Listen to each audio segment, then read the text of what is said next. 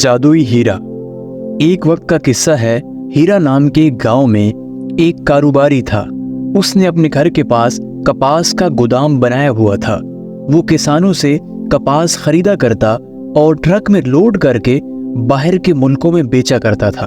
उसका एक मुलाजिम था जो आए गए माल पर नजर रखता था। मालिक को उस पर बहुत एतमाद था, इसलिए वो अक्सर काम उसी के हवाले करके घर चला जाता था। और जब कपास के माप तोल का मामला होता तो वो उस पे डंडी मारता, और अगर कोई उसे रंगे हाथों पकड़ लेता तो वो उनसे लड़ पड़ता। अगर तूने मालिक को मेरी बेईमानी के बारे में बताया तो मैं तेरा काम खराब कर दूंगा। क्या तू मेरा काम बंद करवाएगा? तेरी सारी बेईमानी मैं आज मालिक को बताऊंगा, तू जरा सब्र कर। उन दोनों की बहस शुरू हो जाती है और ये शोर सुनकर मालिक आ जाता है। ओ तुम दोनों क्यों लड़ रहे हो? आखिर बात क्या हुई है? मालिक इस मजदूर के काम देखो, कपास में पानी डालकर लाया है ताकि इसका वजन ज्यादा हो जाए। जब मैंने इसे रंगे हाथों पकड़ा तो मुझे ही आंखें दिखाने लग गया कि अब मैं तुझ पर इल्जाम लगाऊंगा। तुम्हारी हिम्मत कैसे हुई मेरे मुलाजिम पर इल्जाम लगाने की? आज के बाद तुम अपना माल मेरे पास लेकर मत आना। नहीं साहब जी, ये तोल में बेईमानी कर रहा था और वजन कम तोल रहा था। जब मैंने इसे पकड़ा तो इसने मुझ पर ही इल्जाम लगा दिया। ये बात अंदर खड़ा मालिक का बेटा सुन रहा होता है। लो जी, की चिक चिक बकबक शुरू हो गई है। तंग आ गया हूँ मैं इनसे। तुम जाओ यहाँ से और आज के बाद अपनी शक्ल मत दिखाना। ये सुनकर वो मजदूर वहाँ से चला जाता है। मालिक आपका बहुत बहुत शुक्रिया जो आपने मेरी ईमानदारी पर यकीन कर लिया। वहाँ वो मजदूर सारी बातें अपने भाई को बताता है। उसके भाई को ये सुनकर बहुत गुस्सा आता है।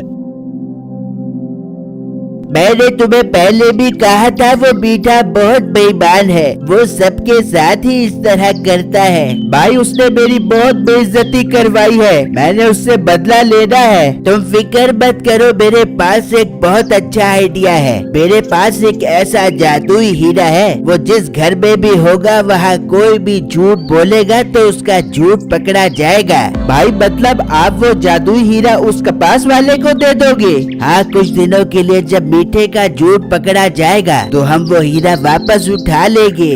फिर अगले ही दिन वो जादुई हीरा लेकर कपास वाले के पास आते हैं।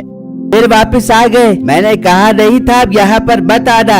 भाई से गलती हो गई है, इसे माफ कर दे। आइंदा ये ऐसी हरकत नहीं करेगा। ये देखे, ये मैं आपके लिए बहुत नायाब हीरा लेकर आया हूँ ताकि आपकी नाराजगी खत्म हो जाए। ये सुनकर वो हीरा ले लेता है और बहुत खुश हो जाता है। और ये सब देखकर मीठी की खुशी का कोई ठिकाना नहीं होता।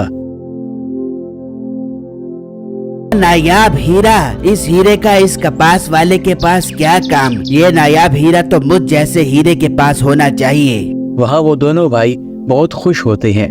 देख रहा, एक दो दिन तक इसका सारा झूठ खुलकर मालिक के सामने आ जाएगा और फिर हम मौका देखकर वो हीरा उठाकर वापस ले आएंगे। मगर उसी रात अचानक मालिक की तबीयत खराब हो जाती है। जान, आपको क्या हुआ? बेटा मुझे लग रहा है मैं ज्यादा देर जिंदा नहीं रह सकूंगा। तुम एक काम करना, अब कपास का कारोबार तुम ही संभालना। और हाँ, उस हीरे का बहुत अच्छे से ख्याल रखना। वो हीरा मैंने संदूक में रख दिया है। ये कहकर वो आदमी फोत हो जाता है। जान, आप मुझे छोड़कर नहीं जा सकते। अब्बू जान, मैं आपके बगैर कैसे रहूंगा? उस वक्त मीठा हीरा चोरी की नीयत से उनके घर आता है तो देखता है कि उसका मालिक फोत हो चुका है। लो जी, टपक गया बाबा, टपक गया। अब तो मेरा काम और आसान हो जाएगा। मैं अभी इस हीरे को उठाता हूँ। अब तो हीरे के साथ साथ ये कारोबार भी मेरा हो जाएगा। फिर मीठा चुपके से आता है और संदूक खोलकर हीरा छुपाकर ले जाता है और वहां से चला जाता है। अगले दिन उन भाइयों को पता लगता है कि मालिक रात में ही फोत हो गया है। क्या हो गया? हमारा सारा प्लान ही खराब हो गया। जल्दी से उसके घर चलो, हम वो हीरा वापस ले आए, कहीं वो हीरा इधर उधर ना हो जाए। फिर वो घर आते हैं और पूरा घर छान लेते हैं, लेकिन उनको हीरा नहीं मिलता। हीरा तो पूरे घर में नहीं है, ये कहाँ चला गया है? भाई अभी हमें यहाँ से चले जाना चाहिए। अब हम बाद में आएंगे मौका देखकर। हमें किसी ने देख लिया तो बहुत मसला हो जाएगा। फिर वो दोनों चले जाते हैं और वहाँ मीठा अपने घर में हीरा लिए बैठा होता है। देख ले बेगम, इस हीरे को हासिल करने के लिए मैंने बड़ी बड़ी चालें चली हैं। अब ये हीरा भी मेरा हो गया है और वो कपास का कारोबार भी मेरा हो जाएगा। मिठे, ये तू हीरा घर क्यों लेके आ गया है? कसम से झूठ बोलने को तो दिल ही नहीं करता और सच मुंह से निकल जाता है। अच्छा, ज्यादा सच्ची बनने की जरूरत नहीं है। एक तो तू मुझे चुड़ैल लगती है, चुड़ैल। दिल तो करता है तुझे तेरी माँ के घर जाकर फेंकाऊं। मिठे, मेरे से सानापुत्ती करने की जरूरत ना है। मैं तुझे जहर खिला दे दूंगी और इस हीरे को लेके अपनी अम्मी के पास चली जा दूंगी। हाँ, मैंने तो जैसे हाथ में चूड़ियाँ पहनी हुई है ना, जो मैं तुझे ले जाने दूंगा, अभी छुपा देता हूँ। फिर मीठा वो हीरा दूसरे कमरे में जाकर रख देता है, लेकिन नसीबों को शक हो जाता है। ये हीरा कोई जादुई हीरा लगता है। वैसे तो हर वक्त मुझे जानू जानू कहता रहता था। जब से हीरा आया है मुझे चुड़ैल चुड़ैल कह रहा है। ये हीरा तो कोई नायाब हीरा है। अब मैं इससे सारे सच उगलवा दूंगी। फिर अगले दिन मीठा सोकर उठता है तो कहता है, इस चुड़ैल की नीयत ठीक नहीं लग रही। मैं ये हीरा अपने साथ ही काम पर ले जाता हूँ। फिर मीठा उस हीरे को जेब में डालता है और काम को निकल जाता है।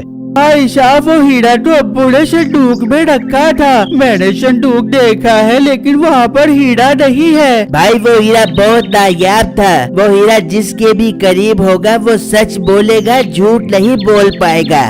वो अभी बात कर ही रहे होते हैं कि मीठा वहाँ आ जाता है। मीठे कपास तोड़ने वाले कांटे को साफ कर लो और मजदूर को बुलाकर ट्रक को दूसरे शहर भेजने के लिए तैयार करो। ओ हेलो मोटे, ये कारोबार अब मेरा है। आई बात समझ? बड़ा तू मोटा पेट लेकर आ गया है मुझ पर हुक्म चलाने के लिए।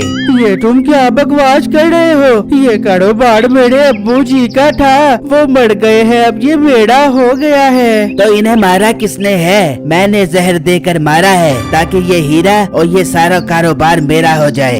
ये सुनकर उन भाइयों को शक हो जाता है कि हीरा मीठे के पास है, क्योंकि वो सच बोल रहा है। जब वो उसे पकड़ते हैं तो उसकी जेब से हीरा निकलता है।